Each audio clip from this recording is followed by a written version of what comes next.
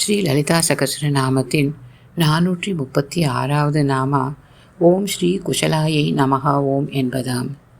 மூகः விரிஞ்சதி பரம் புருஷः குரூபः கந்தர்ப்பதி த்ரிதச ராஜதி கிம் பச்சானः காமாட்சி கேவலம் உபக்ரம கால ஏவ லீலா தரங்கித கடாட்சருச்சः க்ஷணம் தே. மூக பஞ்சசதியின் கடாட்ச சதகத்தின் 74வது ஸ்லோகம் இது. இந்த ஸ்லோகம் 436வது நாமாவிற்கு சரியான பொருளை தருகின்றது.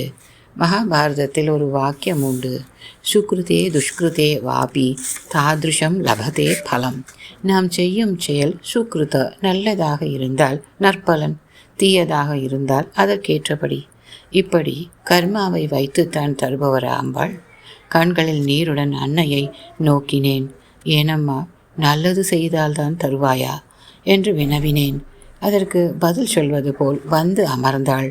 முதலில் பக்தி செய்ய கற்றுக்கொள், பின் மேற்கூறிய ஸ்லோகத்தை பார் என்றாள். மூக்கர் கூறுகிறார், அம்பாள் விளையாட்டாக பார்வையை ஒரு க்ஷணம் வீசினால் போதும், ஊமை கூட பிரம்மாவாகி 4 வேதங்களும் தெரிந்தவனாவான். குரூபி அல்லது அழகில்லாதவன் கூட மன்மதனாகி விடுவான்.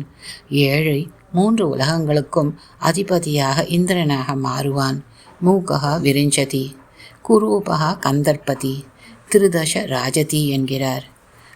அவளுடைய குஷலம் அல்லது செயல் திறமை இப்படியாக இருக்கின்றது. மேலும் சொல்வதென்றால், திருக்கோலக்கா என்று ஒரு ஊர். அங்கு சம்பந்தருக்கு ஈசன் பொன்னாலான தாளம் கொடுத்தான். பாட அதிலிருந்து சப்தம் வரவில்லை.